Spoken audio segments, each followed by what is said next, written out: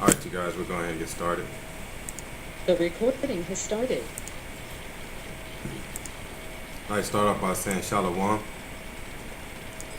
All praises to the Most High, Ahaya. Hope everybody's having a Tawab Arab, which is a good evening. Tonight we're just going to go back into part 2 of what we were talking about last Wednesday. What side are you on when it comes to the laws?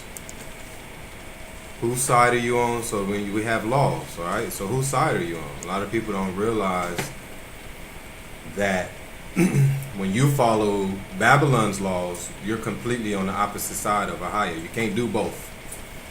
You can't say, well, you know what? I'll follow 6 of Ahaya's laws and some of his 6 of his commandments and some of his laws, but then you follow 80%, 90% of America's laws.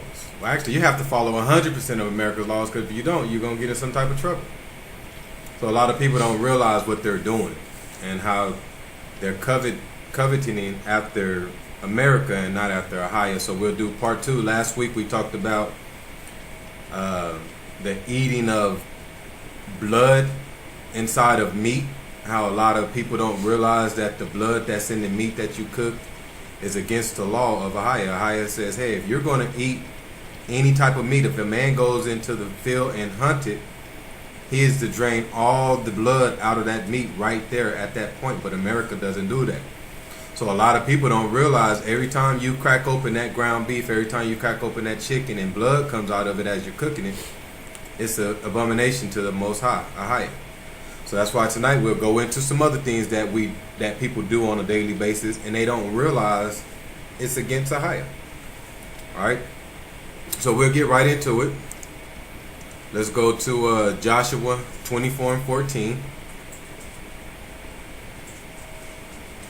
All right. Let's get right into it. Actually, no, we're not starting. My fault, you guys. We're not in Joshua. Let's start off in Deuteronomy 4:27.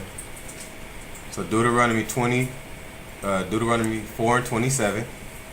And this will be the second half of last Wednesday's lesson. Alright, so like I say, last Wednesday we spoke on whose side are you on when it comes to laws, and we broke down the eating of the blood and the meat. And then today we'll talk about some other things that people do on a daily basis and don't realize it's abomination. Alright, go ahead. We're in the book of Deuteronomy, chapter 4, verse 27. And it reads, and the Most High shall scatter you among the nations, and ye shall be left few in number among the heathen, whither the Most High shall lead you.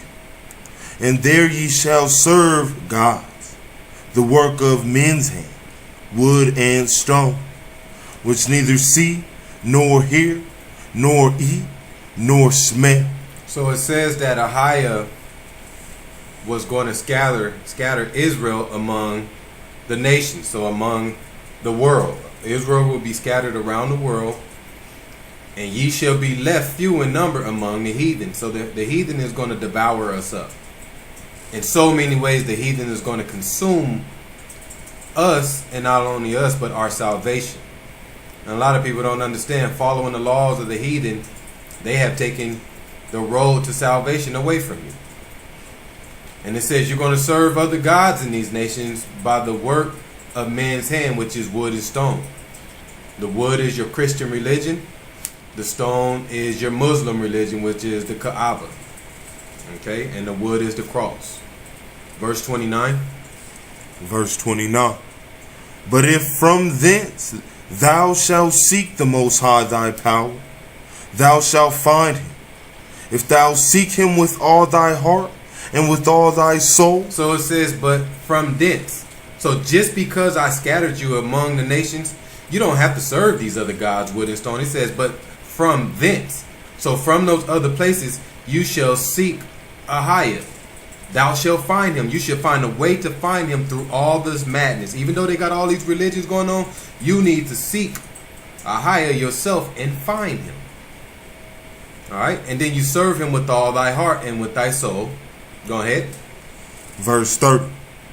When thou art a tribulation, and all these things are come upon thee, even in the latter days, if thou turn to the Most High thy power, and shall be obedient unto his voice. So it says, when tribulation come upon thee, in the latter days is talking about now, and if thou turn to Ahia, and shalt be obedient to his voice. So it's telling us, when we get hit with trials and tribulations, we need to turn to Ahia and obey his voice. He'll tell you what you need to do when adversity hits inside your household, when adversity hits home, because we all still have adversity. Even though we had woken up to the truth, adversity is still going to hit. And it tells us to continue to obey his voice. All right, be obedient unto his voice. Let's go to Isaiah 24 and 5. What was that last one? We was in Deuteronomy 4 and 27 down to 30. All right, so let's go to Isaiah 24 and 5. So we have to, no matter what, times are going to get rough. Nobody said it's going to be easy. And especially for you who's woken up to the truth. Because once you wake up to the truth, family, friends, everybody's going to start giving you pushback. So now that the pushback is coming, you got to be strong enough to withstand the pushback. And the only way you can withstand the pushback is by obeying the voice of Ahia. But if you obey the voices in the flesh, which is the family and friends that's giving you the pushback, then it's going to pull you back away out of the truth. But that one voice, which is Ahia's, you hear that over all those other voices. Because who's going to get the laugh in the end? The children of Ahia. They can laugh at you all they want in the flesh. But in the end, we will receive the last laugh. Go ahead. We're in the book of Isaiah, chapter 24, verse 5. And it reads, the earth also is defiled under the inhabitants thereof, because they have transgressed the laws, changed the ordinance, broken the everlasting covenant. So it tells you right here that the earth is defiled under the inhabitants thereof. Alright? So the earth we live in has been defiled. Because they have transgressed the laws. Alright? They have sinned against the laws and changed the ordinance, broken the everlasting covenant. So it's telling you the earth we live in, they have transgressed the laws, changed the statutes and commandments, and broke the everlasting covenant. So that's the earth we live in today. They don't follow the laws of Ahia. They broke the laws and changed the ordinance. And now we are living under their laws. So if you don't wake up to the truth, and if you don't start reading for yourself and doing for yourself, you're going to continue to break his laws yourself by following their laws. And that's what a lot of people don't understand. You have to completely break away from the laws of Babylon. And if you don't, Ahia is going to deal with you too in the end days. Alright? Read verse 6. We're in the book of Isaiah, chapter 24, verse 6. And it reads, therefore hath the curse devoured the earth, and they that dwell therein are desolate. Therefore the inhabitants of the earth are burned, and few men left. So it's telling you that the inhabitants of this earth is cursed. Alright? And they that dwell therein are desolate. Therefore the inhabitants of the earth are burned, and few men are left. So it's talking about everybody lives in the flesh. So everybody lives in the flesh is cursed, and also is desolate. Therefore the inhabitants thereof are few men left. There's only a few of us left. Hold your spot and let's go to Daniel 7 and 25. We'll come back to Isaiah 24 and 7. We'll go to Daniel 7 and 25. Go ahead. We're in the book of Daniel, chapter 7, verse 25. And it reads, and he shall speak great words against the Most High, and shall wear out the saints of the Most High, and think to change time and laws, and they shall be given into his hand until a time and times and the dividing of time. So it says that the government will speak great words against the Most High. They will go against the Most High. And they will wear out the saints of the Most High, which is us, and think to change times and laws. So they're going to change the laws. Nobody's following the laws of Ahai, and they're going to change the time. When they change the time, that means they change the calendar and the time that we follow. We don't follow the Hebrew calendar. We don't follow the Hebrew time. Because in the beginning, he says, in the evening and the morning were the first day. We do the opposite, the morning and the evening.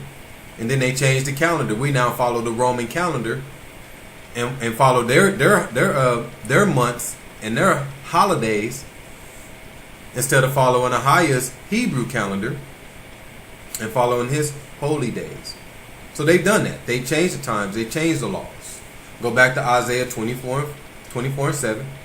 So a lot of people don't understand that. They walk in blind, and they're so scared of the government and so scared of the government laws to where they obey those laws 100% because you're scared. You're scared you're going to get pulled over. You're scared if you break the law, you're going to have to go to court and see the judge or something. But guess what? You're going to have to see the judge, which is Ahiah, the main judge, in the end day. So, hey, I'm going to tell you right now, you can walk in the flesh all you want and continue to ignore his laws. But then yet in the flesh, you're so scared of the government laws. You'll do anything it takes not to get a ticket. You'll do anything that it takes not to have to go to court. You'll do anything that it takes not to go to jail or prison. Do we all understand that there is an eternal prison? Everlasting prison? And if you don't get yourself correct right now in the spirit, that everlasting prison is going to be farther way worse than this judge that you see here in the flesh. So we're going to have to change ASAP. Renew yourself and say, hey, I don't care about these government laws no more. That's in the past. I'm going to start fearing Ahiah. And once you fear Ahiah like you fear the judge, once you fear everlasting torment like you fear prison, then you'll turn to the correct laws. Isaiah 24:7. We're in the book of Isaiah, chapter 24, verse 7. And it reads, the new wine mourneth, the vine languisheth, all the merry-hearted do sigh. The mirth of tabrets ceaseth, the noise of them that rejoice ended, the joy of the harp ceaseth. They shall not drink wine with a song. Strong drink shall be bitter to them that drink it. The city of confusion is broken down. Every house is shut up, that no man may come in. So it says in verse 5, the earth also is defiled under the inhabitants thereof, because they transgressed the laws, changed the ordinance, and broken everlasting covenant. And then in verse 10 it says, the city of confusion is broken down. That's what we live in today, you guys. The earth that we live in is confused. They have people following all these man-made religions, all these man-made holidays, and all these man-made idols.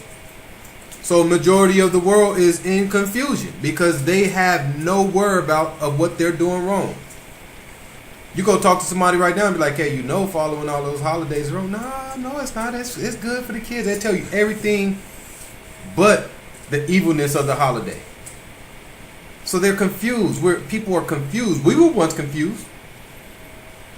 Before we woke up to the truth, we was walking in confusion because we didn't know no better. It says, my people are destroyed for lack of knowledge. All right, let's go to it. Hosea 4:6. Let's go to it. He says, my people are destroyed because of lack of knowledge. Go ahead and read it. We're in the book of Hosea. We in chapter 4, verse 6.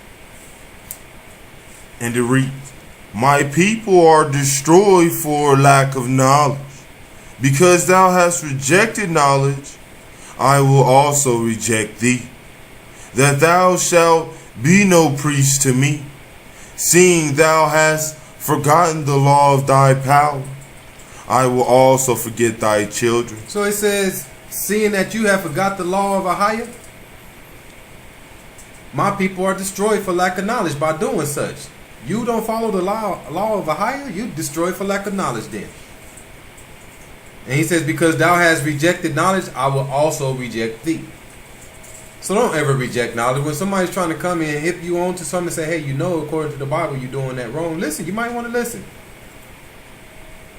But why are we destroyed for lack of knowledge? Why are we walking around with confusion? Read verse 12. We're in the book of Hosea, chapter 4, verse 12. And it reads, my people asked counsel at their stocks, and their staff declared unto them. So it's talking about slavery. After slavery, my people asked counsel at their stocks. So when my people was in slavery, they asked for counsel, and their staff, which is master, declared unto them what? For the spirit, we're in the middle of verse 12, it says, for the spirit of whoredoms hath caused them to err, and they have gone a whoring from under their power. So in slavery, our people would ask for counsel, and the staff declared unto them the spirit of whoredoms to cause them to err. So that's why a lot of our ancestors, our grandmothers, our mothers, and them, you try to go talk to them, they don't want to hear it. They have the spirit of whoredoms. They don't want to hear that. They think they're doing right. Why? Because Master taught them what they know. Master taught them.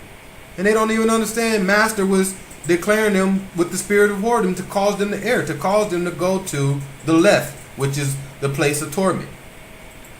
So when you try to talk to an ancestor, they looking at you crazy when you're trying to correct them.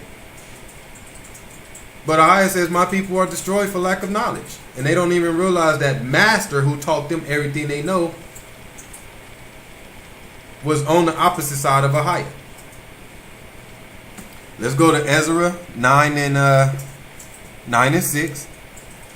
So that's why you guys, you have to thank Ahiah every day that you wake up and say, thank you for opening my eyes and opening my ears. Our family members have closed eyes and uncircumcised ears. Their ears are too fat to get anything to go into it, let alone the words that are coming out of your mouth. But Ahiah says they were taught by the counsel of their stock, which is Master. And when you put it together, why would Master take you out of slavery and then teach you what you need to know to be saved? Why would Master do such when he hates you? Been killing you off for years and years and years, and then all of a sudden freedom comes and you think he's going to turn around and teach you what you need to know to have the road to salvation? Come on, that's common sense. Go ahead. We're in the book of Ezra, chapter 9, verse 6.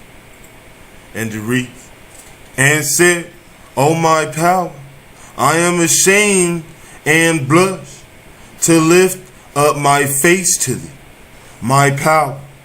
For our iniquities are increased over our head, and our trespass is grown up unto the heavens. Since the days of our fathers have we been in a great trespass unto this day. And for our iniquities have we, our kings and our priests, been delivered into the hand of the kings of the lands, to the sword, to captivity, and to a sport, and to confusion of face, as it is this day. So we have the confusion on our face to this day because our kings, our priests, have been delivered into the hands of the kings of the land. That's what happened. That's what happened to our truth. Our kings and our priests, they were delivered into the kings of the land, which is the government. And we was put into captivity and to a spoil and to the confusion of face as it is this day. Still to this day. And that's what a lot of people have to understand. Our priests and our kings were taken into captivity, and they took away all of the truth and smeared it into the ground. And then they put their doctrine in with their Pharisees and their scribes. That's why now you have what's called a preacher's license. You have to go to school and get a preacher's license, and the government can tell you what you have to teach. That's why these preachers get preacher's license, which are the Pharisees. The government says, hey, this is what you need to teach, and you can only teach this because it's their doctrine. They don't want people to wake up to the truth. So that's why when you go to church, these preachers are skipping around these precepts, and then when you ask them certain questions, they can't answer your question. The only thing they can tell you is, oh, is that in the Old Testament? That's done away with. What do you mean? So you got to keep asking these preachers and put them on the spot. But people don't do that. People let them off the hook. Let's go to Job 10 and 14. So it says, since our priests and our kings have went into captivity, we have confusion on our face, as it is this day. Okay? Job 10 and 14. We in the book of Job, chapter 10, verse 14. And it reads, if I sin, then thou markest me, and thou wilt not acquit me from mine iniquity. If I be wicked, woe unto me. And if I be righteous, yet will I not lift up my head. I am full of confusion, therefore see thou mine affliction. So in Job 10 and 14, it says, if I sin, then thou markest me. So if you sin, the high is going to mark you. He's going to remember it. That's why you got to stop sinning now. What are you waiting on? A lot of people think, well, all right, I can keep living in Babylon and doing Babylon things, and then I'll change when I'm 45 or 50. Well, listen, he's marking every sin that you do. That's why you have to change now. That way you can stop sinning. That way he can stop marking you. That way by the time judgment day come, you have more good than these sins that he's marking down. And then verse 15 says it again, and if I be wicked, woe unto me, and if I be righteous, yet will I not lift up my head. I am full of confusion. Therefore, see thou mine affliction. So just like we was reading in Ezra, it says, I can't even lift up my head because I'm ashamed. All right. Let's go to Psalm 71 and 1. So you have to understand, you guys, that a lot of people, they truly think that, all right, well, I can keep doing what I'm doing, and then one day I'll just turn it all around, and then I'm going to be good. No, if you go into judgment day with more marks against you than good, which is righteousness, Ahia is still going to frown his face at you. So the time is now. Time is now to change, especially now that you're hearing the truth day in and day out. You must change. You can't hear this truth and then continue to walk in your own way. Ahia says, I'm going to take care of you tenfold then, versus somebody that really didn't know the truth. Somebody that didn't know the truth, all right, I take care of him 3-5-fold. But you that hear this truth day in and day out and continue to sin, Ahia says, I'm going to double your punishment. Psalm 71 and 1. We're in the book of Psalms, chapter 71, verse 1. And it reads, in thee, O Most High, do I put my trust. Let me never be put to confusion. Deliver me in thy righteousness, and cause me to escape. Incline thine ear unto me, and save me. So if you want to be saved, you have to put your trust into Ahia, not the government. You don't put your trust into a man. What is the man going to do to you? He's going to lead you right to the pit. So if you want to be saved, you have to put your trust into Ahia. So when you put your trust into Ahia, that equals faith. Now you got to have faith. So that means things that you can't see or touch, you just got to put your trust in him and know it's going to happen. But it says, in thee, O Ahia, do I put my trust. Let me never be put to confusion. I don't want to be confused like all these other people. Deliver me in thy righteousness, and cause me to escape. Incline my ear. So he's at David right here is asking to escape from all the madness of the world. Escape. What is he asking to be escaped from? From all the lies, from all the false doctrine, from all the Satanist ways. Cause me to escape from this so I don't have confusion on my face. That way I know the truth. I know what's going on. So all these people that are walking around, your friends and family that you're trying to talk to, you're trying to wake them up, it's just confusion. That's it. You're like, what's wrong with them? I'm showing them stuff from the Bible and they still arguing. They're just confused. And the word confusement in the Strong's means delayed. All right, you was confused at one point. So you was being delayed in the flesh. It was stopping you from getting in the spirit.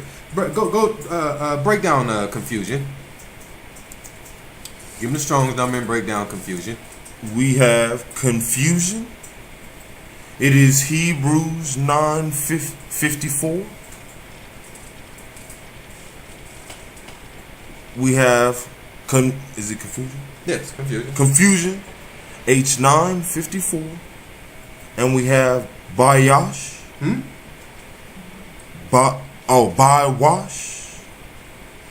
Bawash, and it is BAWASH. Bawash, BAWASH. Okay, you scared me there for a minute. Okay, give them the definition. We have primitive root, properly to pale, that is by implication to be ashamed. Also by implication to be disappointed or delayed. Delayed. So confusion is to be disappointed or delayed. So when someone's confused, it just takes them a minute. So when somebody say I'm confused, when you explain something to somebody and they look at you and be like, well, I'm confused, then you got to re-say it to them again, right, for them to get it. So they're confused for a moment of time. That means they're delayed. They're delayed on understanding what you're trying to say to them. And then once you explain it to them again, they'll be like, oh, okay, now I got it. So confusion is someone who's delayed. So a lot of your friends and family, they just delayed. You was delayed at one point. So that's why you got to keep hitting them. Remember the lesson we did last week when the disciples asked the Messiah, hey, these guys ain't following us. Do we cut them off? The Messiah said, nah, give them a chance. Let them harvest. They'll sprout up. So the same with people that are confused. They're just delayed. And we got to keep working on it. All right, let's go to 1 Timothy 6 and 7. So we're reading a few precepts here talking about the confusion of people's minds. And how if you want to be saved, you have to put your trust in a higher. And once you put your trust in him, now there's no confusion. Why is that? If you put your trust in a higher, there's no confusion. Now why? Because now your path is being led by who? The spirit of a higher, which is Rawah. But if you try to walk in your own path and use your own feet, there's going to be a lot of confusion. You know, that was one of my main prayers when I first woke up into this truth. One of my main prayers that I would ask every day was, Ahaya, take my legs from me. That way I don't walk in my own 2 feet. Just take them away. Because the moment you walk with your own feet and your own legs, you're going to be all confused. You're going to be walking down this wide path that's got so much going on. No, Ahaya, take away my legs so I can stay on this narrow path. And when you're on the narrow path, then you can take your time. You can crawl. There's not a lot of space that you have to cover. When you got a wide path, you need legs. You need a car when you got a wide path. And that car is getting you up to 100 miles per hour, and now you're going too fast. Too much going on. 1 Timothy 6 and 7. We're in the book of 1 Timothy, chapter 6, verse 7. And it reads, for we brought nothing into this world, and it is certain we can carry nothing out. So, right now, like I said, tonight's lesson, we're going to talk about what side are you on when it comes to the laws. Okay? Last week we talked about meat. Now today, the main topic of tonight will be money. Because a lot of people in this world don't realize all the money you chasing on a day in and day out. I need money for this. Money. It's abomination. It's completely against the law of Ahaya. So now that we broke down the precepts of confusion, the world is confused, we are confused. Let's break down the money part of the world. Because what people don't understand is you wake up every day chasing money. Chasing money, you're doing everything. And the more you chase money, you're tying your spirit up. You tying your spirit up, and your spirit is crying out and says, "Hey, you chasing money every day, 90% of the day, and now you're neglecting the spirit." How about we do what we're supposed to do money wise, as the scriptures say, and then use the rest of that time to focus on our spirit. If we did that, we'll have a lot of saved people. But the world is confused, it's backwards. We wake up every day chasing money, doing overtime, spending all our time at work, and then by the time you get home, your spirit is too tired to even give to a higher. So now every day that goes by, you're just getting those marks, which is against you. So by the time judgment day comes, a higher is going to look at you and say, you didn't spend much time with me. Read it again.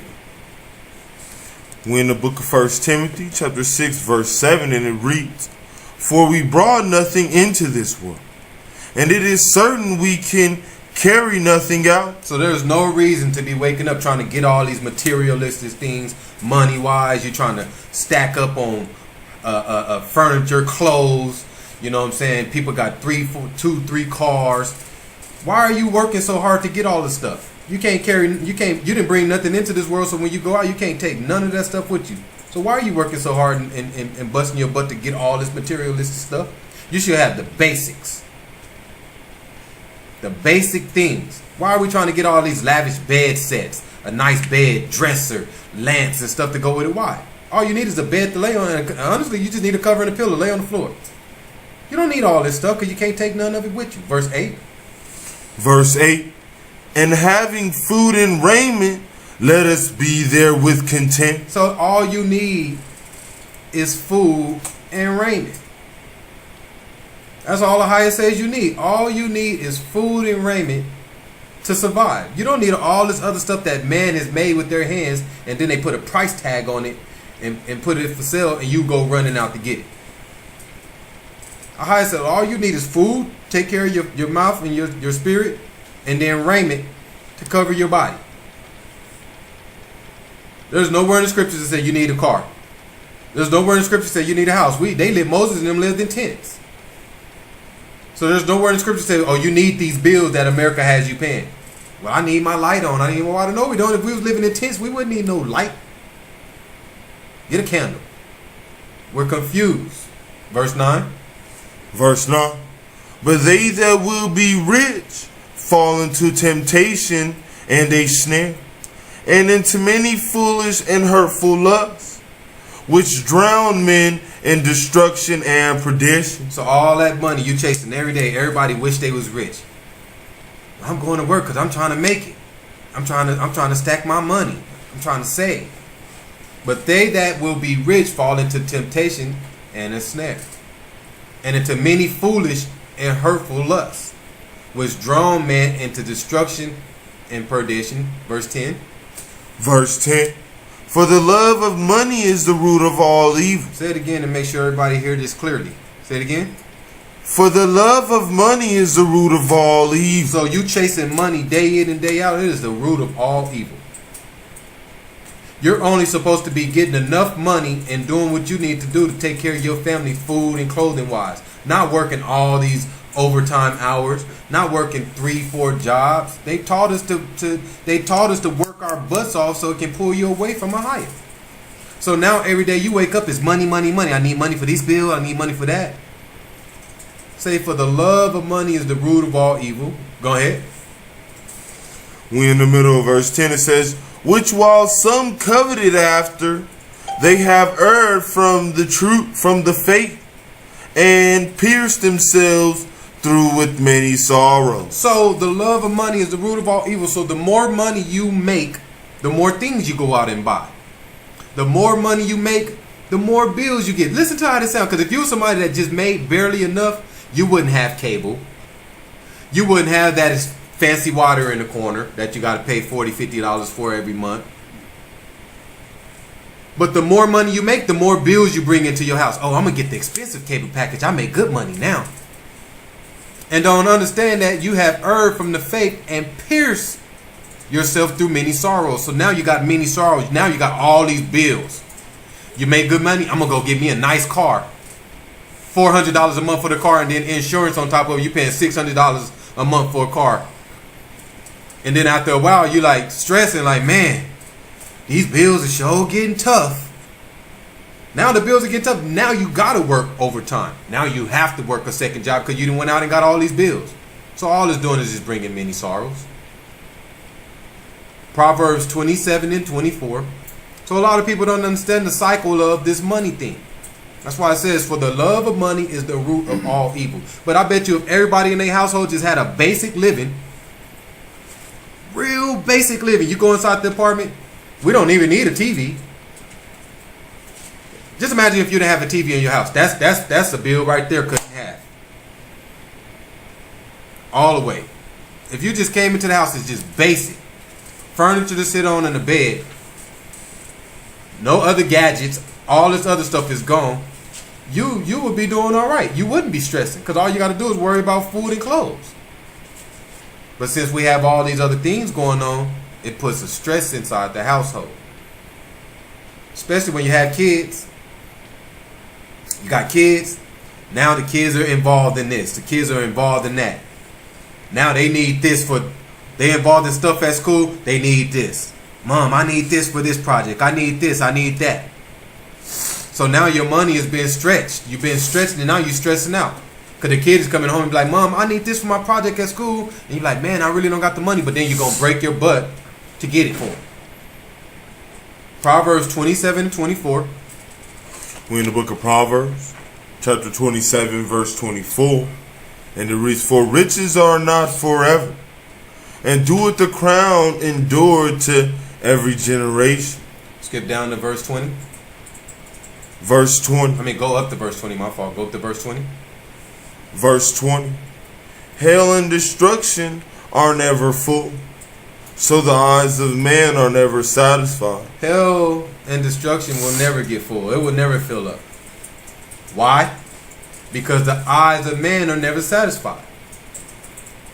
We confused. We don't have faith in the higher. So since we don't have faith in the higher, we're never satisfied. If we have faith in the higher and turn it all over to him, we'll be satisfied with just that. I follow a higher, I'm good.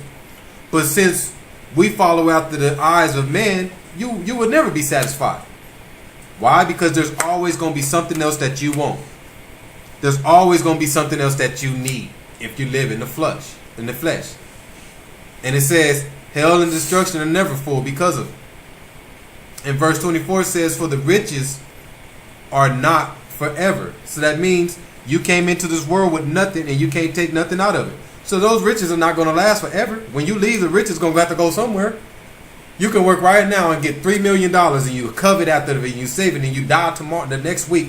The money ain't going to go with you. You did all that hard work and all that coveting after that money to leave it behind for somebody else. And then most of the time the government going to find their ways to get their hands back on it.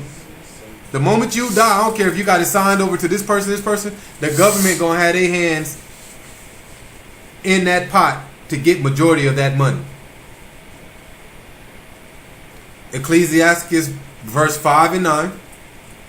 So we have to understand we got to be real careful, you guys. America has taught us, be all you can be. Be successful. Go work hard. Work your way to the top. I don't want to be at the top of their chain. The top of their chain is evil. Hey, I'll stay at the bottom of your chain and then I'll work my way up to the top of a highest chain. How about that? All right, go ahead. When the book Ecclesiastes, chapter 5, verse 9, and it reads, moreover, the profit of the earth is for all. Read it again so everybody can understand what you're saying right here. We're going to start all over. It says, moreover, the profit of the earth is for all. So it says the profit of the earth is for all. So why do we have a rich class, a middle class, and a lower class when it says the profit of the earth is for all? Everybody is supposed to profit off of this earth. That ain't happening. We got 10% of the people in this world profiting off of everything. You got 10% of the world, the bigwigs, who owns 90% of the money and everything in this world, and then you have 90% of the world who's trying to live off of 10%. This is why we have poverty everywhere. Read it again. When Ecclesiastes chapter 5 verse 9, and it reads, moreover, the profit of the earth is for all. The king himself is served by the field. He that loveth silver shall not be satisfied with silver, nor he that loveth abundance with increase. This is also vanity. So abundance and increase, which is money and materialistic things. He that loveth abundance with increase. So a person that likes to increase in all these things and have all this stuff. You go in somebody's house and be like, dang, you got oh man, that's tight. They got all this stuff, abundance and increase. Most High said this is vanity.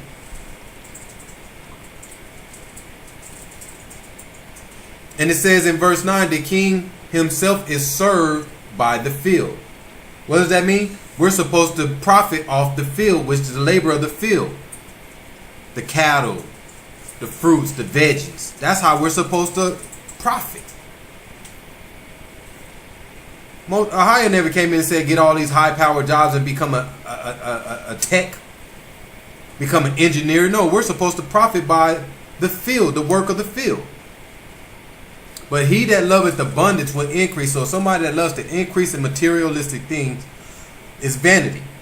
Verse 11. Verse 11. When goods increase, they are increased that eat them. And what good is there to the owners thereof, saving the beholding of them with their eye? What good is it for somebody to be saving all this stuff? What good is it to have a big savings of money? Like, yeah, I'm saving up.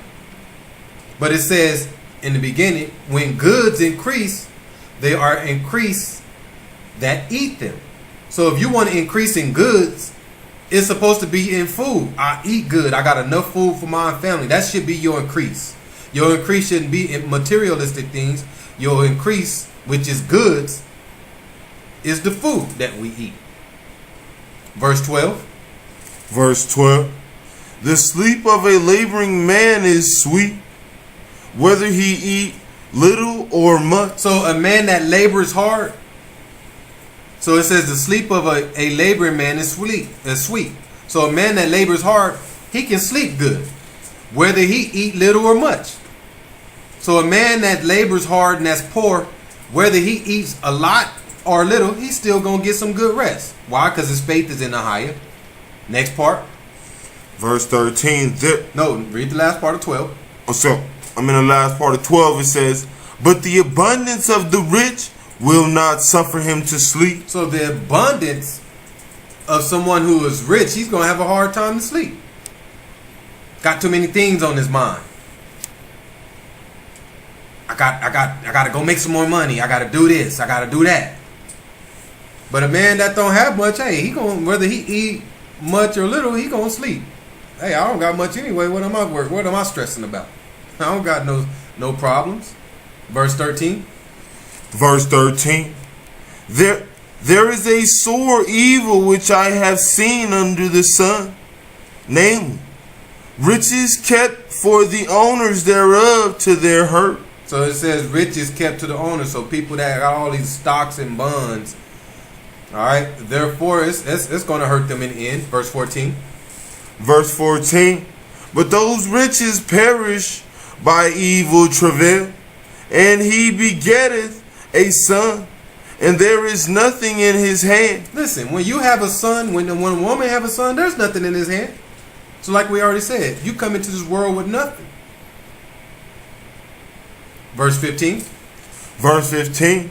As he came forth of his mother's womb, naked shall he return to go as he came, and shall take nothing of his labor which he may carry away in his hand. So stop wasting your time, you guys. Stop wasting your time chasing after all this materialistic world, thinking you got a gain. Stop wasting your time right now. If you're listening to this, start using your labor and your time to feed yourself and clothe yourself. America's done anyway. America's falling anyway. Why are you going and getting all this extra stuff? This place is about to go down. Why are you going to waste your time and your money on all his materialistic things when he's about to take America out. If you're laboring, if anything, you should be saving the money and stacking up on food and stacking up on money to get a passport and getting out of America versus buying more things that's going to hold you back. Verse 16. Verse 16. And it reads, and this also is a sore evil. So it's telling you this is a sore evil, meaning this is abomination to Ahiah. He said it in 13 and now he's saying it again in 16. Go ahead. That in all points as he came, so shall he go. And what profit hath he that hath labored for the wind? So what's going to profit you? You did all that laboring for all that money and it's just going to go in the wind. It's going to go just blow away in the wind when you go. You're spending all your time in the flesh laboring for money and materialistic things, and the moment you die, it's just going to go in the wind. Verse 17. Verse 17. All his days also he eateth in darkness, and he hath much sorrow and wrath with his sickness. Behold, that which I have seen, it is good and comely for one to eat and to drink, and to enjoy the good of all his labor that he taketh under the sun all the days of his life, which the Most High giveth him. For it is his portion. So your portion from your labors, from your good labors, your portion, all right, it says it again, is to eat and drink. Be able to take care of yourself in that manner. That's the portion that Ahiah gave us. Verse 19. Verse 19. Every man also to whom the Most High hath given riches and wealth, and hath given him power to eat thereof, and to take his portion, and to rejoice in his labor, this is the gift of the Most High. So any man that's Ahiah give his riches to and wealth, he's giving them power to eat. Use that money and feed yourself and feed others. And take his portion and rejoice in his labor. This is the gift of Ahiah. Ahiah don't bless you with riches and wealth so you can go get some 26s on your car. Big old rims. And then go get another car and make it tight. He don't give you all this money to go get a big old house. And then when you walk in every room, there's lavish furniture everywhere. That's not what he wants us to do. He didn't give us riches. He don't make you rich so you can be the freshest person. Then when you step outside, you got the nicest Jordans on. You got the nicest jeans on. You got a fresh shirt on. He didn't give us money to do that. Verse 20. Verse 20. For he shall not much remember the days of his life, because the Most High answereth him in the joy of his heart. All right, let's go to stay in Ecclesiastes 6 and 7. So let's go to 6 and 7. So he says in verse 20, for he shall not remember much of the days of his life. You're not going to remember this stuff in the flesh. Why are we spending so much time in it? So when judgment day comes, and if you go to the left, which is the place of torment, because we all going to go to hell, but the unrighteous goes to the left, which is the place of torment, and then the righteous goes to the right, which is paradise. And once you go to paradise, you're not going to remember much of the days of your life. So that's why he's telling you, don't get so confounded with the flesh. Start focusing on your spirit, which is what you need to be looking forward to, because that's what you're going to be living when you get to paradise, or if you go to the place of torment. But the difference is, if you go to the place of torment, you're going to remember everything you did in the flesh, because you're going to be like, man, dang, somebody came to warn me, man, look, because you can see everybody in paradise, which is Abraham's bosom. But the people in Abraham's bosom, you ain't going to remember nothing. All you're going to be thinking about is judgment day. You're going to be sitting there and all it's just going to be joy, it's paradise, because you know judgment day is coming and you're on the right side. But people that go to the place of torment, you're gonna kill yourself mentally, knowing that you're in the place of torment, and now everything that you did wrong in the flesh is gonna start coming in your head. Man, you know what? Brother Ed taught me about that. He told me to follow that law, but I didn't. everything that people came to warn you in the flesh just gonna start playing back in your head. And all you're gonna be looking for is torment, which is Satan. Satan's on his way because Satan ain't there yet. The angels, the fallen angels, are the ones that's down there taking care of you until Satan comes. Go ahead. We're in the book of Ecclesiastes, chapter 6, verse 7.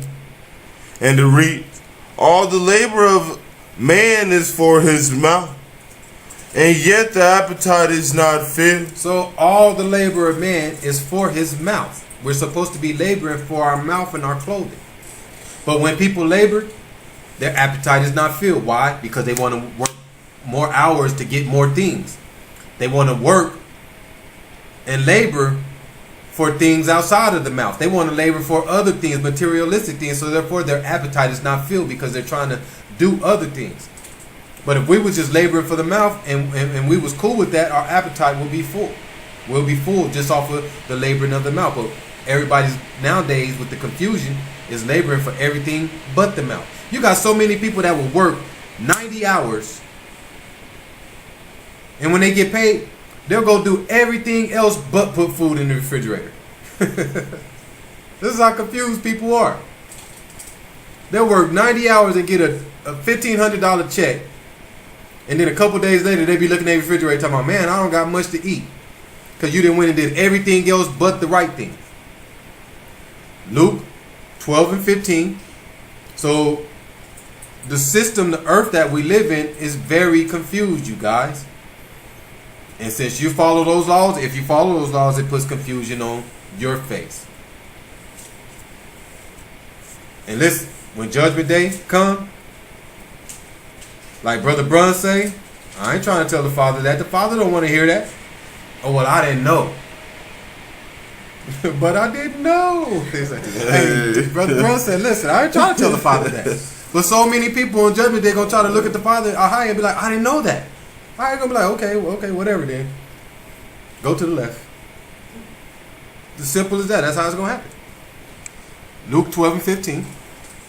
We in the book of Luke, chapter 12, verse 15.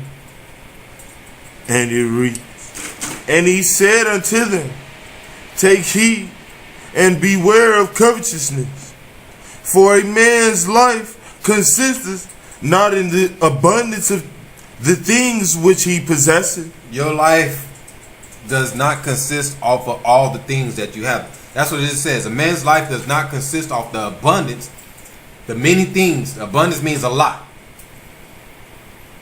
Off of the abundance of things which he possesses. That's what that just says. So our life does not matter off of all these materialistic things. All right, so let's break down the word abundance. Give them the Webster for abundance. We have abundance, and it reads great, plenty, and overflowing quantities. So abundance means great, plenty, overflowing in quantity. So you have a lot of stuff, a lot of things. So it says, for a man's life consists not in the many things which he possesses. That's not what we're judged off of. So if we're not judged off of that, why are we focusing on all these materialistic things? Verse 16. Verse 16. And he spake a parable unto them. All right, this is where the confusion come in there, right? We get into a parable. We talked about that last week when Yeshua speaks in parables. People don't understand these parables. And what's the word parable again? Anybody know? I'll leave it. What's the word parable? Heavenly things spoken in. All right, so parables is heavenly things spoken in earthly things to bring the heavenly truth. Basically, you bring in the truth, and I'm gonna compare how it happens in heaven to an earthly matter, so you can understand how we do it in heaven, basically. All right, read it again. When Luke chapter 12 verse 16, it says, and he spake a parable unto them, saying, the ground of a certain rich man brought forth plentiful. All right, so the ground of a certain rich man brought forth plentifulness, like so a lot, which is abundance. Go ahead. And he thought within himself, saying, what shall I do? because I have no more room. I have no room where to bestow my fruits. I don't have. So the rich man says, since I have so much, I don't have no room. I don't have no more room to bestow, to put my fruits, which is my money. I got so much of it, I don't have no room to put this. Go ahead. And he said, this will I do. I will pull down my barns and build greater. And there will I bestow all my fruits and my goods. So it says, I will pull down my barns then to where I can have open field. And this is where I'm going to put all my goods, all my treasures. Go ahead. Verse 19, and it reads, and I will say to my soul, soul, thou hast much goods laid up for many years. Take thine ease, eat, drink, and be merry. Man, I'm so rich, I'm cool, I can chill. And it says, and I say to my soul, soul, thou hast much goods laid up for many years. So I'm cool for many years. I'm taken care of. I got much money. I'm stacked. I'm laid up. I don't got to do nothing else. Take thine ease, eat, drink, and be merry. Go ahead. We're in Luke chapter 12, verse 20, and it reads, but the Most High said unto him, thou fool, this night thy soul shall be required of thee. Then whose shall those things be which thou hast provided? So the rich man says, hey, so thou hast much good laid up for years. I can chill now. I'm going to take it easy. Then the highest says, you fool, if I took you tonight, if I took your soul tonight and killed you off, whose things will those be that you have provided? All that money you got, whose is going to be now if I take your soul tonight? That's what they just said. You fool, this night thy soul shall be required of thee. So if I take your soul and kill you tonight, then who shall those things be? All that money that you said you got laid up for years, who's it going to be now? Verse 21. Verse 21. So is he that layeth up treasure for himself and is not rich toward the Most High. So the parable is he that says, I'm going to pull down my barns and build greater, is a man that layeth treasure up for himself. He got a big savings. He work to have a savings. I'm going to save all his money. What are you saving all this money for? And who? Most High will tell us what you're supposed to do with your money, and we'll get to it at the end. And if you got a lot of money, he'll tell you what to do with it, not to save it up. Why? Because if you're laying up treasures for yourself, this is not rich towards a higher. Verse 22. Verse 22. And he said unto his disciples, therefore I say unto you, take no thought for your life, what ye shall eat, neither for the body, what ye shall put on. So it says, because you got so many people that stress, I don't know what I'm eat. That's their excuse. Or it says, listen, if you got faith, take no thought for your life, what you shall eat, neither for the body, what you shall put on. Ahai is going to take care of you. Go ahead. Verse 23, the life is more than meat, and the body is more than raiment. So your body is more than clothing, and your life is bigger than meat, which is food. The word meat right there means food. 24. Verse 24, consider the ravens, for they neither sow nor reap, which neither have storehouse nor barn, and the Most High feedeth them. How much more are you better than the fowls? So it says, listen, the ravens, which are the birds, they have no place to live, no storehouse nor barn, and the Most High still finds a way to feed them. They still find a way to eat every day. And it says, how much more are ye better than the fowls? Hey, you more better than the fowls. So if you think it, so if the Most High takes care of the fowls, the birds every day to eat, he's going to take care of you also. Verse 25. Verse 25. And which of you with taking thought can add to his stature 1 cubit? If ye then be not able to do that thing which is least, why take ye thought for the rest? Consider the lilies, how they grow. They toil not, they spin not. And yet I say unto you that Solomon in all his glory was not arrayed like one of these. If then the Most High so clothe the grass, which is today in the field, and tomorrow is cast into the oven, how much more will he clothe you, O ye of little faith? So we all know Solomon was one of the wisest men in the Bible. And then Solomon also was blessed big time. All right, and it says he didn't toil not, he didn't spend not, he did right with his money. He blessed other people. He did the right things with his money. And it says that the Most High clothed the grass, which is today in the field, and tomorrow cast it into the oven. How much more will he clothe you, O ye of little faith? So it says, hey, if he clothes the grass, he's going to clothe you also. Just like if he feeds the ravens, he's going to feed you also. A lot of people stress on what they're going to eat, what clothes they're going to wear. They got to get nice clothes. They got to do this. But my higher says, listen, if you put faith in me, I'm going to take care of you.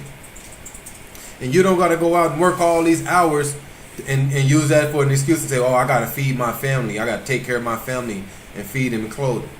Well, I would love to see many people do that then. I would love many people to say, yeah, you know what? I work hard to feed my family and clothe my family. That ain't true. People work hard to pay their bills. And then the feeding of the family, yeah, that comes, but it's not more important than the bills being paid in the house nowadays.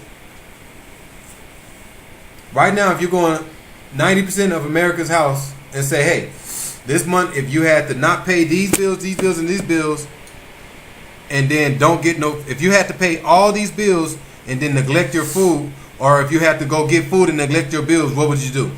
90% of people are like, well, I got to take care of my bills first. Wow, for real? Most High says we're to take care of our mouths first. And that's not happening. Verse 29. Verse 29. And seek not ye what ye shall eat, or what ye shall drink, neither be ye of doubtful mind. For all these things do the nations of the world seek after. And your Father knoweth that ye have need of these things. So don't be sitting here stressing and seeking after what you need to eat and drink. It says, for the nations of the world seek after this. So the Gentiles have taught you to live that life. Wake up every day seeking what you got to do. I got to do this. I got to do that. Make sure I eat. Make sure I drink. No, Ahia says, listen, I know what you need. I know everything that you need. But the nation has taught you to seek. The world has taught you to seek after all these things. Verse 31. Verse 31. But rather, seek ye the kingdom of the Most High, and all these things shall be added unto you. So if you wake up every morning and if you seek the kingdom of Ahia, he will grant you with all these things. You turn your faith over to Ahia, he will grant you with all these things. All these things will be added unto you. But if you wake up first thing in the morning seeking after money, chasing money, now it's tying your spirit up. But it's telling you right here, when you wake up in the morning, you need to be seeking after the kingdom of Ahia. Every day you need to be plowing that snow out of the road so that road can stay clear for salvation. But if you're not waking up every morning and laboring for the kingdom to keep your road clear, and you waking up every morning and laboring for materialistic things, before you know it, your road is going to be all snowy. It's going to be plowed up. You won't be able to drive. You're going to have 10 foot of snow on your road and be like, oh, I seen it, the light at one point, but I don't see it no more. Yeah, because you're waking up and you're seeking after other things. We have to wake up and seek after the kingdom every day, every morning. That way we can keep that road to salvation clear. That way there will never be no confusion on which way to go. Well, man, I don't got my map no more. Well, your map is Yeshaya. So if you're not using Yeshaya every day, then your confusion is going to sink into where you don't know which way to go. That's why you have to wake up every morning and seek the kingdom. And the kingdom comes through who? Yeshaya. He says, no man can make it through the kingdom but through me. Luke 6:31. But through the confusement of the laws, not Luke, you guys, Matthew 6:31. So through the laws that we follow behind the government, they have taken us out of our path. They got you walking in the fleshly path, so then when you finally look at the path of the spirit, like I say, your road is piled up with snow. And then in that end day, you're going to try to get on that road and get in your car and try to rush down the road to get to salvation, and you're just going to veer off to the side and crash. That's all that's going to happen. It's going to be too much snow on the road. Undrivable. You can't wait until the last minute to clear that road up. That road has to stay cleared up every day. Every day you got to get out there and clear that road, that narrow path. That's why it's going to be so much snow on it, because the path is narrow. It's really small. So if you don't get out there and work hard every day to keep it clear, it will pile up on you quick. Matthew 6:31. We're in the book of Matthew, chapter 6, verse 31. And it reads, therefore, take no thought, saying, what shall we eat? Or what shall we drink? Or wherewithal shall we be clothed? For after all these things do the Gentiles seek. For your heavenly Father knoweth that ye have need of all these things.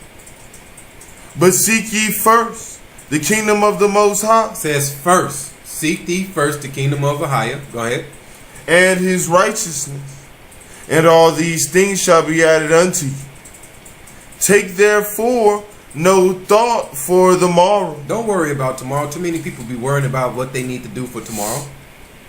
For the morrow shall take no thought for the things of itself. Sufficient unto the day is the evil thereof. So it says don't be worrying about tomorrow or next week. So many people be stressing about, well, next week I got to have this laid. I got to do this. It says take no thought for tomorrow. For tomorrow shall take thought for the things of itself. Tomorrow's going to take care of itself. Why? Because our high is controlling tomorrow. Why are you worrying about what you're going to eat tomorrow? Why are you worrying about how you're going to pay these bills at the end of the month? People sitting here right now. Today is the 11th, and they wondering how they going to pay their bills on the 28th and 29th. It says in verse 32, for after all these things do the Gentiles seek. This is how the Gentiles have taught us to live. They've taught us to stress and worry about things that's not even in front of us. 1 Timothy 6:17. So Ahia says, listen, don't wake up talking about, well, what are we going to eat, or what are we going to drink, or what clothes are we going to wear. Don't worry about all that. He's going to take care of you in the matter to where if you turn your life over to him and trust in him, he's going to guide you and make sure you're taken care of. Don't be like the Gentiles. The Gentiles have taught us wrong, and they taught us to be confused on the right ways and the right path that we should walk. Go ahead. We're in the book of 1 Timothy, chapter 6, verse 17. And it reads, charge them that are rich in this world, that they be not high-minded, nor trust in uncertain riches, but in the living power, who giveth us richly all things to enjoy. So it says, charge them that are rich in this world. Break down the word charge. Charge is G 3853. We have charge, and it is G 3853. And it is parangelo,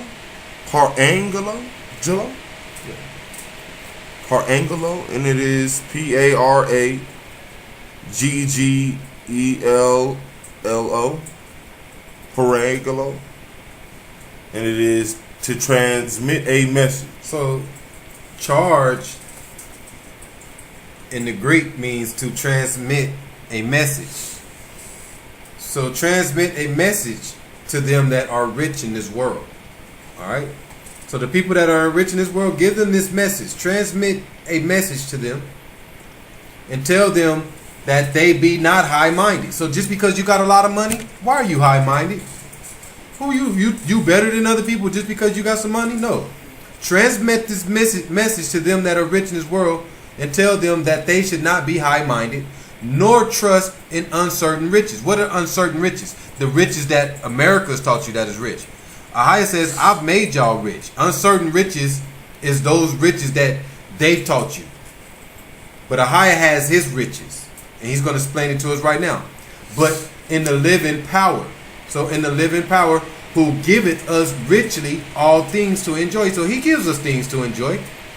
So I'm not saying, so there are people out here in this world that are blessed with money that came through the joy of Ahia. So this is who he's talking to. So people in this world that actually do have money, we have some good people that have money. Everybody that has money in this world are not evil and are not to themselves. But Ahia says, but in the living power who giveth us richly all things to enjoy, verse 18. 1 Timothy chapter 6 verse 18, and it reads, that they do good, that they be rich in good works, ready to distribute, willing to communicate. So the people that Ahia does bless with the riches of the world, all right, it says for them not to be high-minded, and for that they do good. Do good with your money. Don't be like the parable that Yeshaya says, that this rich man says, well, hey, I don't know what to do with the fruits. I got so much fruit. I'm gonna tear down my barns. That way I can hide my treasure. No, if you do get riches, it says that you not be high-minded and that you do good, that they be rich in good works. You do good works. You're rich because of the good works you do. Ready to distribute. Willing to communicate. Break down distribute. We have distribute. It is G2130. Distribute is G2130. And it is Yomeridos. Yomeridos. Dotos. And it is EUMETADO. Maybe you method those. Yeah. You. Metados. You Metados. It is EUMETADOTOS. And it is good at imparting, that is liberal, ready to distribute, and a presumed. So distribute is good at imparting, that is liberal. All right, and then this comes from G3330. All right, give the definition of G3330. We have G3330, and it is. Oh, my fault. Go ahead. Metadomi. It is METADIDOMI. Metadomi. Yeah, metadomi. And that is to give over, that is share, give, impart. All right, so distribute means good at imparting, that is liberal, which comes from G3330, which means to give over, that is share. So someone that does be blessed in the flesh with riches, it tells them to do good and not to be high-minded and to share. And it says to be liberal. Break down, give them the Webster definition for liberal. We have liberal, come from the Webster, and it is of a free heart, free to give or bestow, not closed or contracted, munificent, bountiful, generous, giving largely. So distribute means good at imparting, that is liberal, and the word liberal means of a free heart, free to give.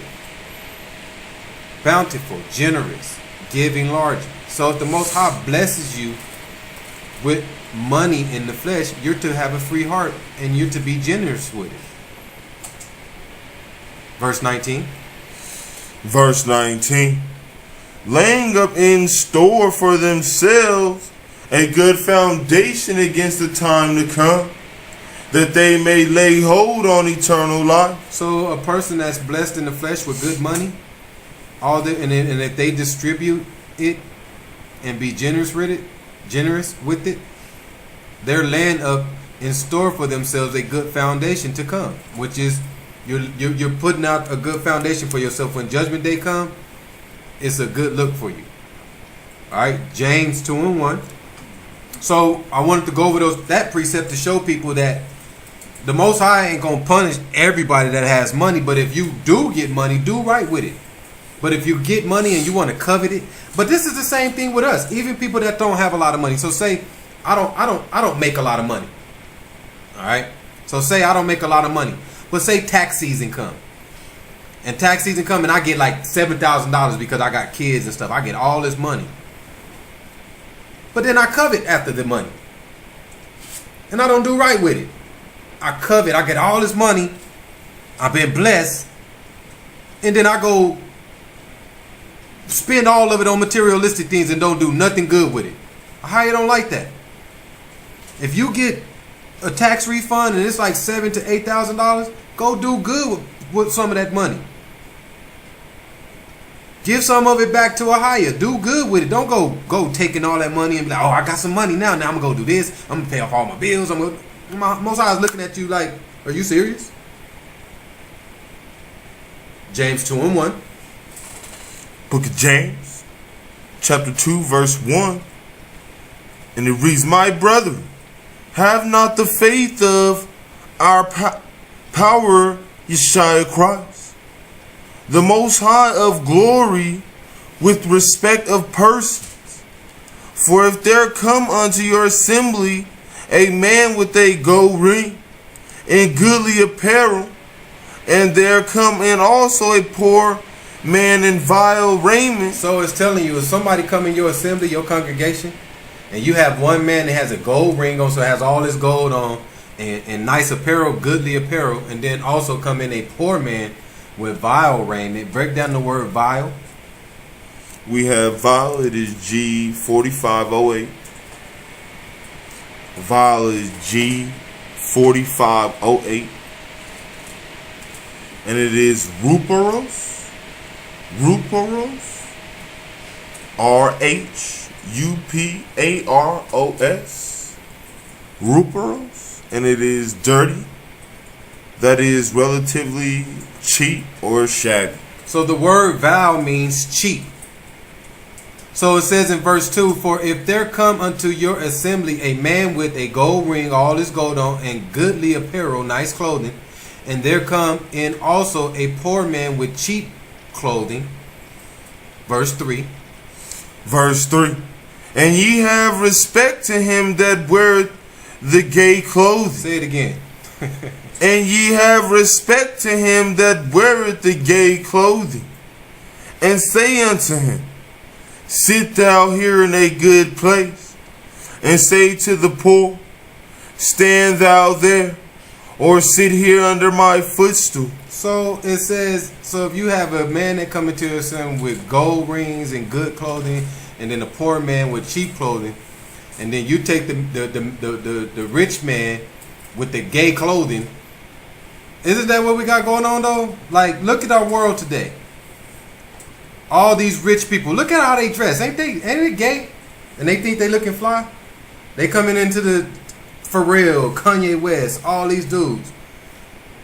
Lil Wayne, they got all this rich clothing on, and they look gay. Gay clothing, and you give him more respect and tell him to sit down in the good place.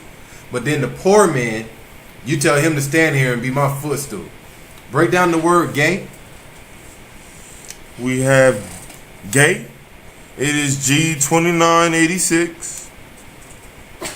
Gay is G2986. We have Lampros. Lampros. Lampros. Lampros. And it is radiant.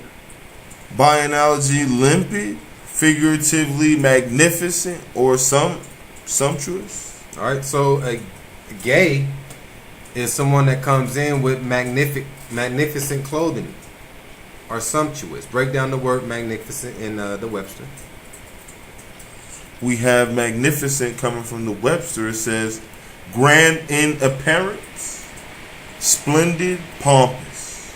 All right. So grand in appearance, someone that looks splendid. They think they looking splendid with all this gold on, gold watch, gold chain, nice jeans, nice shoes. They think they look splendid, and Ahia calls them gay. Sumptuous. We have sumptuous. It is costly, expensive, hence splendid, magnificent. So sumptuous means costly or expensive. So someone that's coming in with all this expensive clothing on, thinking they looking fly, Ahia calls that person gay.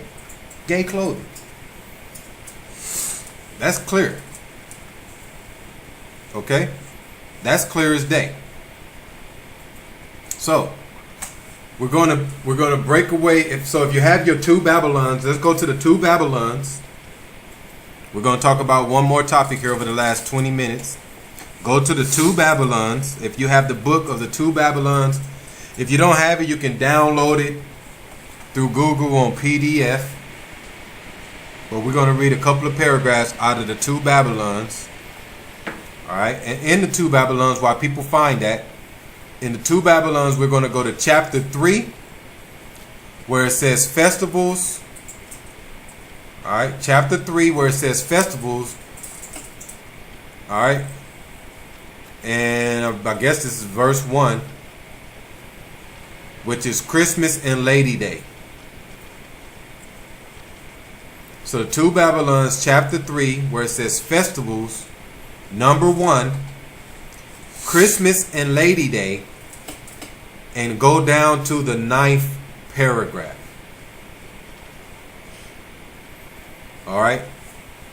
And while people find that, we'll just recap this whole money thing. All right. Ahia don't want you out there coveting after money. He don't want you out there chasing and losing your soul every day for the flesh of money.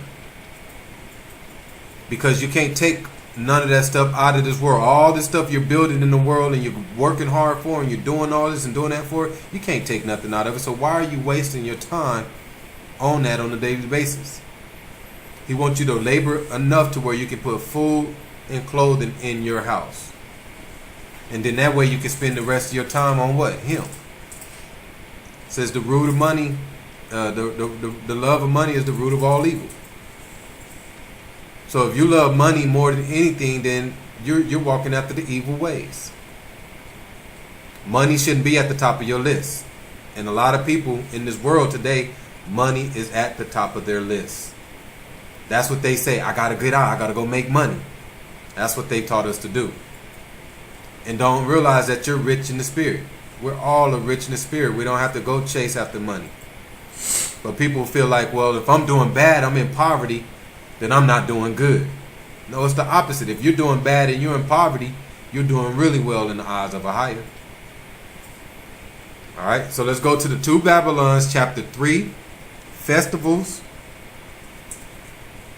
1, Christmas and Lady Day, and go down to the 9th paragraph. And go to the middle of the 9th paragraph, where it says, the very name by which Christmas is properly known.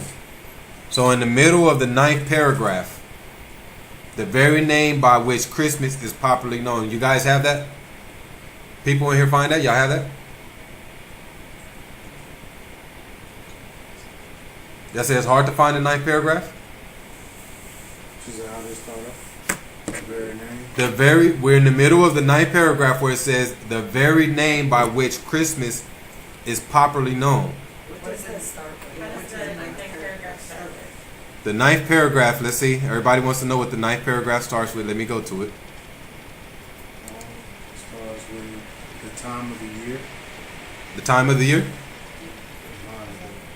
Mine, Okay, so the 9th paragraph starts with, Brother KG says, starts with the time of the year. the ceremonies which is still celebrated. All right, hold on. 1, 2, 3, 4, 5. Is it the ninth including the subsections? Yeah, that's what I'm saying. Well, Well, listen, just count down 9 paragraphs. I don't know what you guys have. Just count down 9 paragraphs and this should take you right there. The 9th paragraph starts off with upright men strive to stem the tide. It's right after the paragraph where it says, how then did the Roman church fix on December the 25th as Christmas Day? And then the next paragraph says, upright men strive to stem the tide. We gotta have PDF to see it. All right. If you have PDF, just type in Yule Day.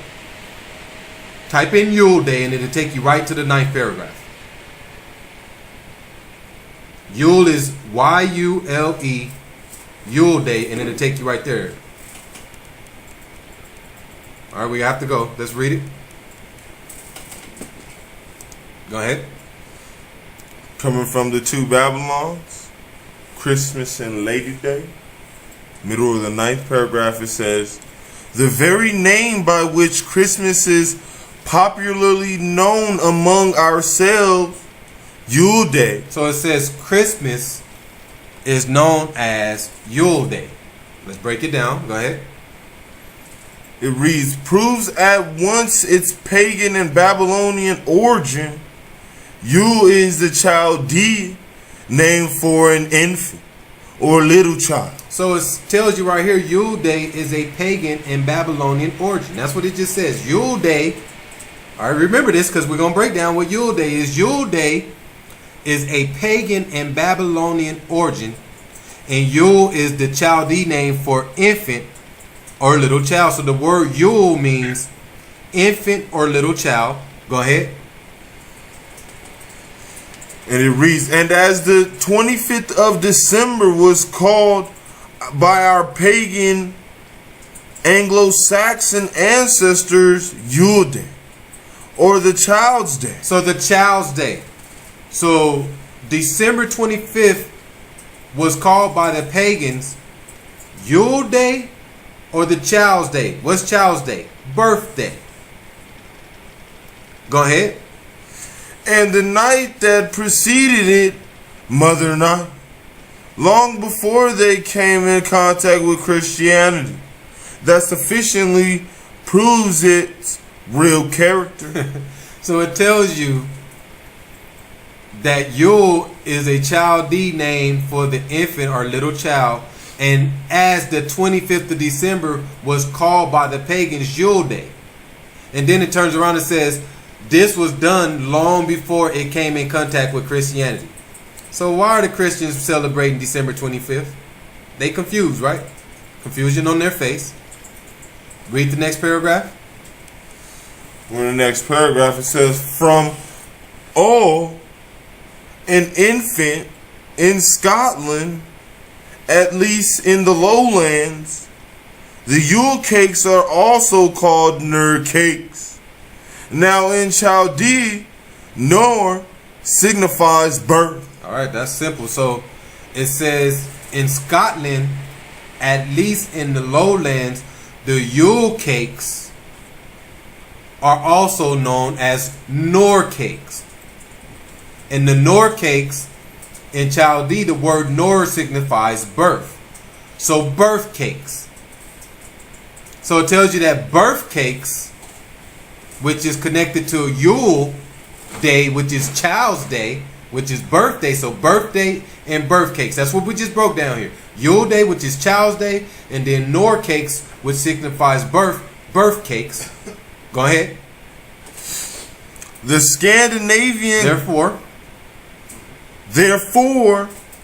Ner cakes are birth cakes. Say it again. Ner cakes are birth cakes. The Scandinavian goddesses called Norns, who appointed children their destinies at their birth. So the Scandinavian goddess called Norns, all right, Norns, who appointed children's destiny, their destinies at their birth. This is what people are celebrating when they celebrate birthdays. Go ahead. It says, evidently derived their name from the cognate Chaldee word, nor a child far and wide in the realms of paganism. So this is all paganism. Was this birthday observed? So it tells you that the birthday that's been observed is paganism. Go ahead. This festival has been commonly believed to have had only an astronomical character, referring simply to the completion of the sun's yearly course. Read it again so they can make sure they hear it. This festival, read it again. What is birthday observed? It says, and this paganism was the birthday observed. What is observed after? This festival has been commonly believed to have had only an astronomical character, referring simply to the completion of the sun's yearly course. So every year you celebrate your birthday, all you're doing is celebrating the completion of the sun's yearly course, which is the sun god, Balaam, or Baal, or Bailey, however you want to say it. So that means Bailey is getting worshipped when? Every day. More than the Ahia, Bailey, Baal, the sun, is getting worshipped every day because of people worshiping their birthdays. Go ahead. And it reads, and the commencement of a new cycle. So the completion of the sun's yearly course and the commencement of a new cycle. That's what people are celebrating. Go ahead. But there are undoubtedly evidence that the festival in question had a much higher reference than this, that it commemorated not merely the figurative birthday of the sun in the renewal of its course, but the birthday of the grand deliverer. So it tells you that they changed it, commemorating not merely the figurative birthday of the sun and its renewal of its course, but the birthday of the grand deliverer. But we're still talking about December 25th right here. All right. So it's just saying that instead of them saying December 25th was the renewal of the sun's course, they changed it to the grand deliverer's birthday, trying to say the Messiah, which we all know that's false. So remember, the article we read right here is talking about December 25th and how they celebrate this day, and this all they doing is just celebrating the renewal of the sun. And then they even broke down the birth cakes that people do on the birthday. Broke down Yule Day, which is the child's day, and then Nor cakes, which signifies birth cakes. Read the rest of it. Says among the Sabaeans of Arabia, who regarded the moon and not the sun as the visible symbol of the favorite object of their idolatry, the same period was observed as the birth festival. So the Arabians, who didn't regard the sun, they regard the moon, which is your Muslims, right? Your Muslim people, that's why they have the moon. When you see the Muslim symbols, you see the moon. And it says instead of them observing this as the renewal of the sun, they just went on ahead and changed it to make it the observation of the birth, which is your birthdays that people celebrate now today. Let's go to Jeremiah 7 and 18. So that's why it was changed from the pagan way. It's all pagan. But the overall pagan way was, this was the observation of the commencement of the new cycle of the sun. But the Arabians, they changed it because they like the moon and they don't like the sun. So they changed it and made it the idolatry of the observation of the birthday, which is what you and I have been accustomed to in birthday cakes and all that other stuff. And blow out the candle and make a wish. And you make a wish, and what are you making a wish to? The fallen angels, the fallen stars. That's all the fallen stars are. Every time you see a fallen star, they taught you to make a wish on it, and that's just another angel getting kicked out of heaven. Every time you see a fallen star, it's just another angel that the Ahia says, "Go on, get on out of here, get to go." Jeremiah 7 and 18. We're in the book of Jeremiah, chapter 7, verse 18, and it reads, "The children gather wood, and the fathers kindle the fire, And the women kneaded their dough to make cakes to the Queen of Heaven, and to pour out drink offerings unto other gods, that they may provoke me to anger. So it tells you right here, when you're making those birthday cakes, it's cakes to the Queen of Heaven. That's what that says right there. Birth cakes are made for the Queen of Heaven, which is Semiramis. Break down the word dough so people can make sure that what they know what this talking about, because a lot of people they won't get it. Break down dough. We have dough. It is H1217. H1217. And we have Bataza. Let you guys get started. The reading his Up by Sawan. All to the Most High. Hope it's having is a good. Just going to get into part what we were talking last day. What side on winning to the law? Who's you on? We have so I decided. A lot of people realize that follow Babylon's completely in society. You both. You can't say what I'll follow some of some of his his command, some of his laws, but then follow percent of his law. Well, actually, you have 100 of America. If you don't, some type people don't put their covered after amendment, not higher. So part 2 week we talk eating blood side of how the people lies blood that meat that you against of a higher says we're going to eat type of meat and go to field hunted to drain all the out of that right there point. America does it. So a lot of them realize every time you open that beef, every crack open and blood out of cooking it, the abomination of the Most High. So that we'll go some other people do only basically don't realize it's against. All right. So we'll get with it. Let's go John 14. All right. Let's get to it. Actually, no. Sorry, my fault. Joshua. Then Deuteronomy 20. Deuteronomy 4:20. Be the Sabbath Lamb's Day lesson. So like last one spoke on who's someone when he calls and we down to eat blood and then we'll talk to other that people daily basis don't realize it's about. Right? Go ahead. Deuteronomy chapter 4 verse 7. It reads, Most High scatter among them, and ye be few among thee. With Most High shall lead, and there shall serve God work of his hand, wood and stone, neither hear nor smell. So that was going to Israel among the nation, among the world. Israel scattered the world, and ye left number among heathens. The heathen devour in some ways they was going to come us and the us salvation. A lot of people don't understand falls of they have taken them to side away from you.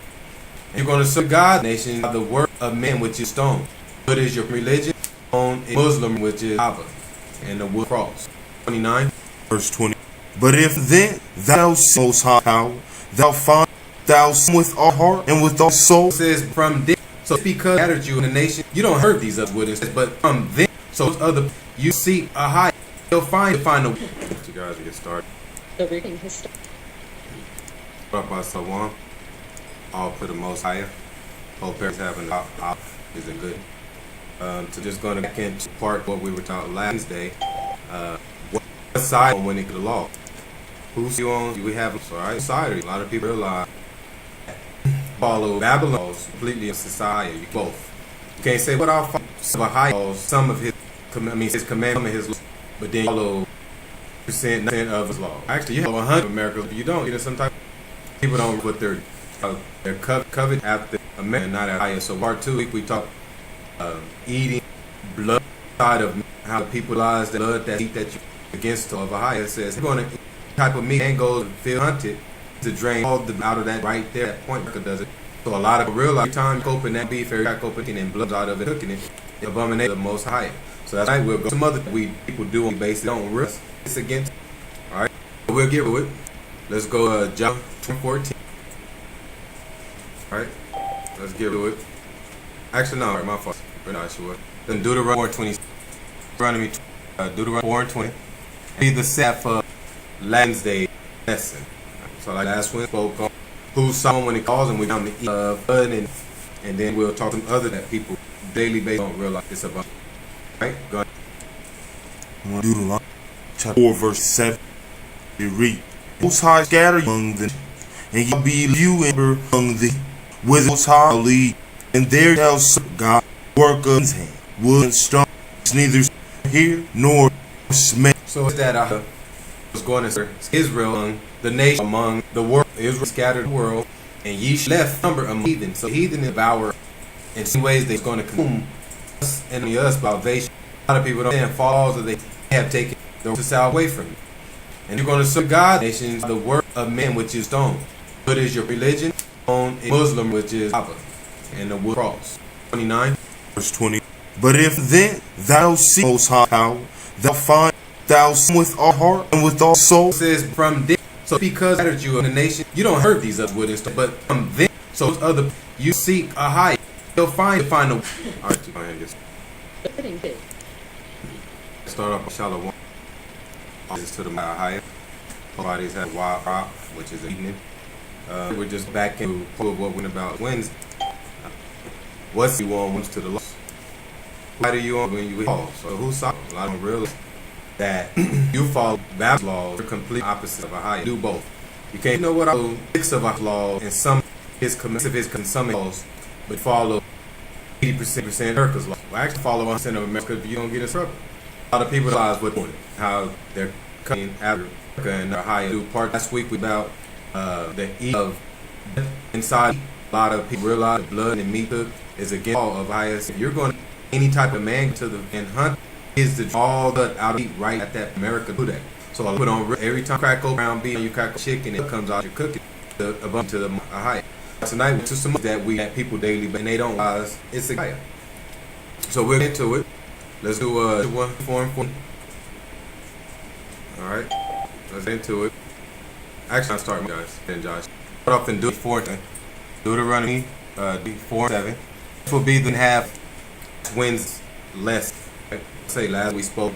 Who are you on with the laws down blood eat? And they will have some things that on the daily and don't this nation. All right. Book of Deuteronomy 4:26. And the most shall scatter among nations, shall be a few number among heathen.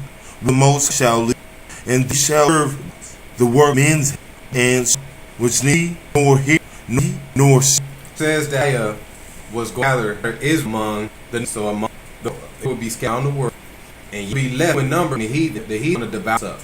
So many ways then is going to assume us on the other side. And a lot of people understand the laws then they have hold to section away from. Says you're going to further God these nations by the hand with his stone. The wood is your religion, stone your Muslim with to Abba. Okay, and it's the cross. Verse 29. Verse 5. But from this shall the most high power shall if thou him with thy heart and with thy soul. So it says from just be scattered among the nations, you serve God's will. It says, but from those others shall see shall you should find. All right, we're going ahead. court darted.